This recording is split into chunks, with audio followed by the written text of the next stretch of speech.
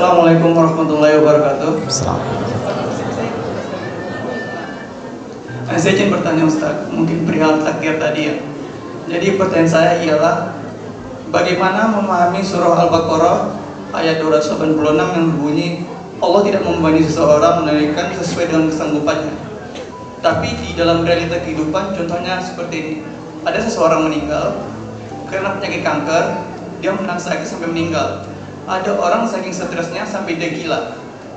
Tapi dia itu tetap menerapkan iman di titik nadir. Ini di kampung saya sendiri, dia gila tapi dia sholat. Apakah Allah menguji mereka dengan sakit tapi mereka tidak tahan? Sedangkan di ayat tersebut Allah tidak menguji mereka sesuai dengan kesanggupannya. Kita kan tahu nih, manusia diuji sesuai dengan tahap intoleransi, kesabaran, dan kesulitan mereka masing-masing. Mohon penjelasannya Ustaz. Terima kasih. Baik, saya langsung ya supaya tidak terjeda dan feel-nya bisa didapatkan. Saya ingin cerita sedikit Mas. Satu kali di awal saya pulang ke Indonesia dan saya kemudian mengajar di Bekasi. Ada satu pengajian ibu-ibu perempuan khusus untuk perempuan di hari Kamis. Saat terselenggara itu, satu kajian pertama full, kajian kedua tiba-tiba satu orang tidak ada. Kemudian di belakang, menariknya, mulai menangis. Saya tanya, kenapa di belakang menangis? Ibu itu menjawab, Ustadz, si Fulana tidak bisa bersama kita karena sedang berjuang sakit. Mohon doa. Baik, saya bilang kita doakan setelah selesai kajian ya. Begitu kemudian saya lanjutkan, jeda sebentar, nggak sampai 5 menit, di belakang terisak. Saya tanya, kenapa Bu? Ternyata yang tadi kita akan doakan sudah meninggal dunia. Inna lillahi wa inna ilaihi raji'un. Baik. Setelah itu singkatnya, malam kami datang takziah. Anda tahu apa yang terjadi? Ibu dan bapak, teman-teman semua, luar biasanya. Beliau itu profesinya seorang pramugari.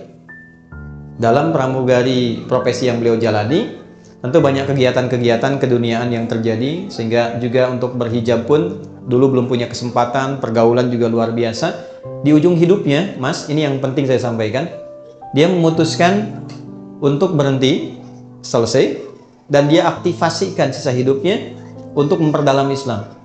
Dia ikut pengajian untuk merubah dirinya. Ketika ikut pertama pengajian, ternyata baru ikut pertama diagnosis muncul, kena kanker. Lalu masuk rumah sakit. Yang kedua itulah sampai terakhir, ternyata dia berada di rumah sakit sampai ujung hayatnya menjemput. Tapi tahu Anda apa yang terjadi? Ketika saya datang takziah, yang datang itu ibu-ibu pengajiannya, teman suaminya dari jamaah subuhnya, teman-teman lingkungan masjidnya, sedangkan teman seprofesinya belum bisa datang. Di malam itu hanya mengirimkan bunga. Saya sampaikan dalam takziahnya, ini luar biasa cara Allah memuliakan hamba ini. Allah berikan sakit sampai ujung hayatnya. Satu, supaya mengisolasi dia dari kegiatan-kegiatan sebelumnya yang sudah dilakukan, sehingga dia fokus untuk bisa menyebut nama Allah saja dalam hidupnya.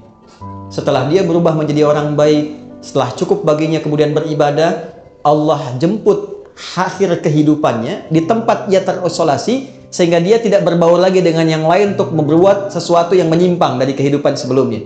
Maka apa yang terjadi? Dijemputlah dia dalam keadaan yang baik, dosa-dosanya digugurkan, diberikan pahala yang kuat untuk dirinya, dan yang terakhir yang paling indah, bahkan dimuliakan dan diantarkan oleh tempat-tempat di lingkungan pengajiannya. Yang mau saya katakan apa? Semua apa yang Allah telah tetapkan, yang kita lihat sekarang itu cuma namanya saja. Sakit, kena kanker, kena tumor, macam-macam. Pada hakikatnya semua itu ujian hidup. Oke? Satu dulu itu. Pada hakikatnya semua itu ujian apa? Ujian hidup. Nah, semua bentuk ujian itu, apapun yang dialami, feel-nya pasti sama. Yang sakit misalnya divonis dengan kanker, yang baru dipecat dari misalnya pekerjaannya, sama-sama terasa vonis itu kan menyakitkan kan? Sama-sama terasa nggak enak ya? Sama-sama terasa gelap kan? Substansinya sama, diuji dengan nama yang berbeda, tapi dengan rasa yang serupa. Semua kita dalam hidup akan mengalami peristiwa-peristiwa ujian-ujian itu dengan dua tujuan. Satu, ini yang saya ingin maksudkan. Nanti saya kembalikan ke Quran surah kedua ayat 286. Satu, supaya dalam perjalanan hidup itu, satu, kita bisa kenal Allah. Ini. Semua yang kita alami itu tujuan akhirnya untuk mengenal Allah. Anda belajar sepintar apapun, tujuan Anda diberi ilmu sampai sedemikian pintar supaya kenal Tuhan. Makanya disebutnya ilmun, ain lam mim. Ketika dikerjakan jadi amal, ain mim lam, objeknya alam, ain alif lam. Ain alif lam, alam itu artinya tanda dalam bahasa Arab, tanda yang mengenalkan pada Tuhan. Kalau dijamakkan jadi alamin. Kita declare dalam salat alhamdulillahi rabbil alamin. Nah, sebanyak-banyaknya ilmu itu untuk kenal Tuhan. Sampai kalau lihat langit itu kita tahu, oh betapa indahnya Allah menciptakan ini. Begitu lihat lautan, betapa luar biasanya Allah menciptakan ini. Kalau cuma kita sampai hanya menyimpulkan lautnya bagus, bintangnya bagus, itu baru luarnya. Belum sampai ke titik ilmunya. Itu ada di Quran, surah ketiga ayat 190 sampai dengan ayat 200-nya. Nah, dari kita mulai menapaki hidup, tujuan terbesarnya kenal Tuhan. Anda kerja sampai kaya, sampai punya harta dan sebagainya. Silahkan. Tapi kalau sampai banyak harta nggak kenal Allah, ada sesuatu yang salah dalam episode kehidupan itu.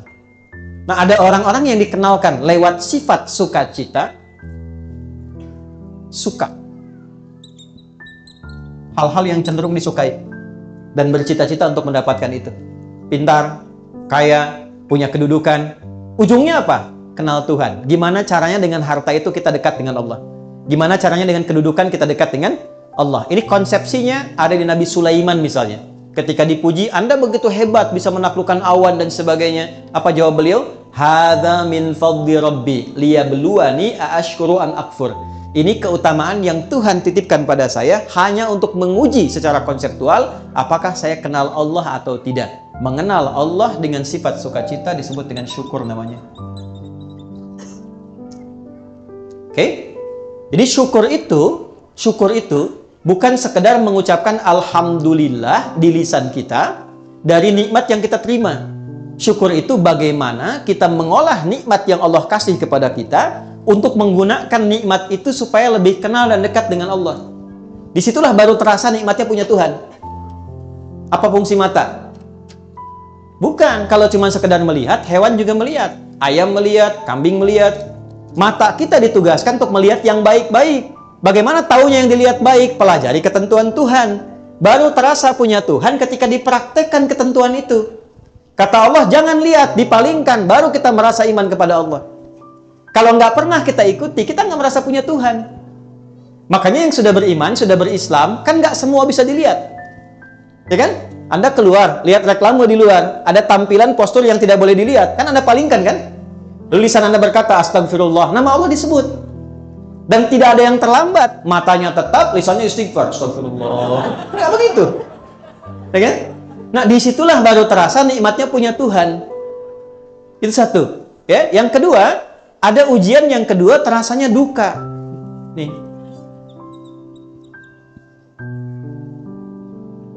Secara konseptual, apa yang diberikan?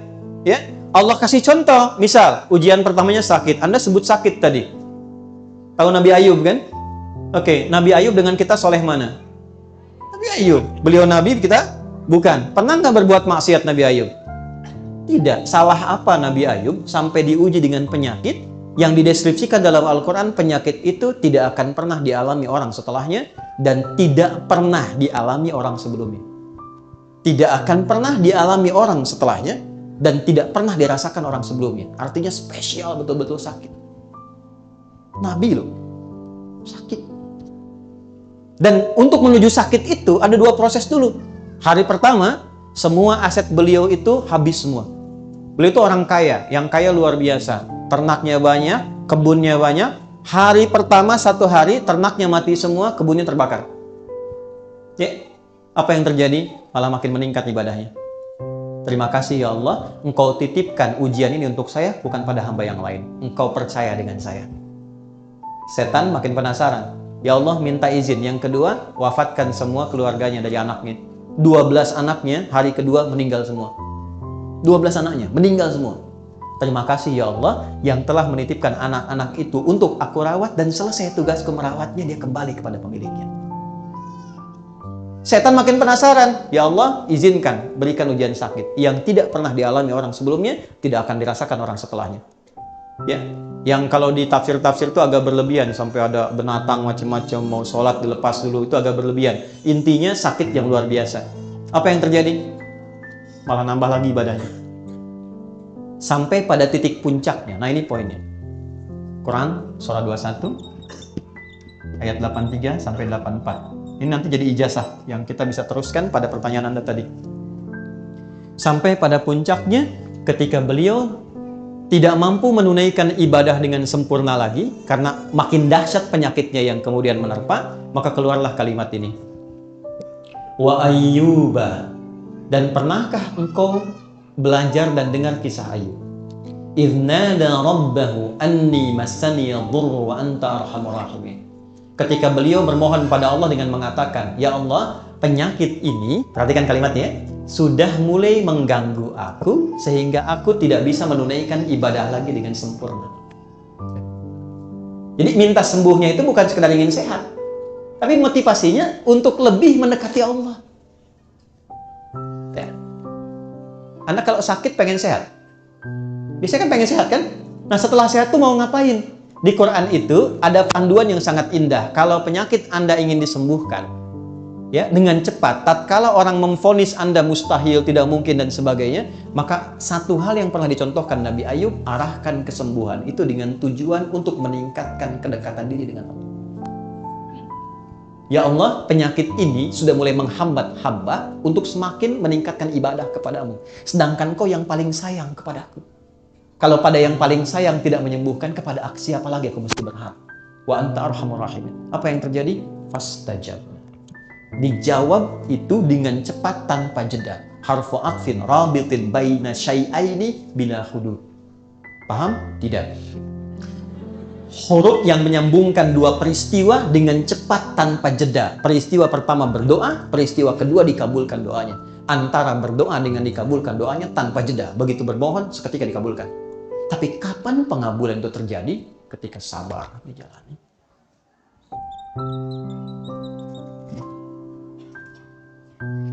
Istrinya berkata begini, Papa, kalau bahasa kita ya, Papa kan Nabi, Rasul. Minta aja sama Allah sembuh. Nggak minta kaya, minta sembuh, pasti dikabulkan. Apa jawab Nabi Ayub? Suez, jawabnya apa? Kata Nabi Ayub gini, Mah, berapa lama kita ini kaya? Ada riwayat mengatakan 70 tahun, ada riwayat mengatakan 20 tahun. Berapa lama kita sehat? 20 tahun. Berapa lama kita diuji sakit? 15 tahun. Nanti sajalah saat sakitnya sama dengan ujian sehatnya. Selama 20 tahun, baru aku minta kepada Allah. Aku madu diuji sehat 20 tahun, diuji keberkahan 20 tahun, baru diuji sakit, sabarnya belum optimal, aku sudah minta kepada Allah. Nanti saja, kalau sudah sama ujian sakit dengan sehatnya, baru aku minta. Tapi ini bukan level yang kita harus tiru gitu kan? Tidak, bukan begitu maksudnya. Saya ingin tunjukkan bagaimana beliau mengelola implementasi sabar dalam kehidupan. Jadi ketika seseorang bisa melihat syukur dan sabar, dua anugerah yang ditampilkan untuk mengenal Allah, disitulah semua jadi netral. Ini yang dimaksud hadis Nabi dalam Sahih Al-Bukhari, ajaban li amril mu'min. Orang Islam itu kalau imannya sudah mulai meningkat, akan terjadi peristiwa yang mengagumkan. Apa yang terjadi? Jika dia merasakan senang, dia bersyukur. Jika dia diuji dengan musibah yang terasa duka, dia bersabar. Sehingga semua terlihat netral untuk mengenal dan mendekat kepada Allah Subhanahu wa Ta'ala. Makanya ada ulama yang biasa sakit. Begitu tidak sakit, dia nangis. Kenapa Anda menangis? Padahal kan Anda sehat. Saya khawatir ketika Allah tidak memberi saya sakit di pekan ini, Allah sedang meninggalkan saya. Saking pahamnya dengan esensi kehidupan. Jadi yang pertama yang ingin saya katakan, kita jangan simpulkan bahwa ayat Allah tidak mungkin menguji seorang hamba di luar batas kesanggupannya dengan menerapkan ayat itu kepada orang yang divonis penyakit tertentu dan terlihat kemudian dia berekspresi seakan-akan dia tidak sanggup menahannya. Kalimat yang kita jawab dengan itu justru kita balik. Maha suci Allah yang telah menitipkan itu kepada beliau dimaksud, yang belum tentu ketika diberikan kepada saya belum tentu bisa sanggup untuk menahannya.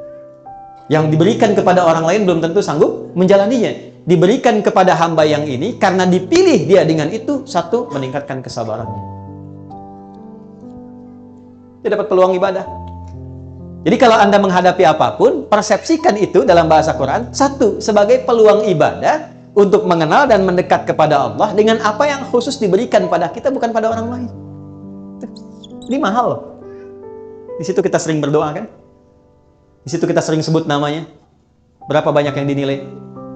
Di situ kita simpulkan untuk kreatif, menjalani hidup dengan baik. Di situ kita simpulkan untuk tidak memanfaatkan waktu dengan baik, tidak sia-sia lagi. Mahal. Yang belum tentu kita dapatkan itu pada situasi yang orang sebut dengan kata-kata dia sehat. Jadi pada akhirnya, sakit dan sehat itu hanya titipan dari Allah untuk semakin meningkatkan ibadah kita kepada bagian pertama ini.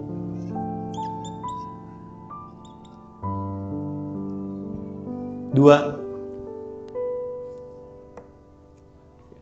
Sebentar, maksudnya yang kedua ini kan saya jawab dua. Di satu bagian, jadi satu bagian yang pertama saya kembalikan, la yukallifullahu nafsan illa wus'aha, bukan dipahami dari ekspresi hambanya, tapi dipahami dari perspektif Allahnya ketika memberi. Allah menilai dia sanggup menjalani itu sampai titik yang diberikan oleh Allah untuk bisa menanggungnya. Adapun yang didapatkan dari situ adalah hikmah. Jelas hikmahnya kemana? Karena itu gini, cara bersikapnya diberikan oleh Allah apapun terima dulu. Cara bersikapnya itu.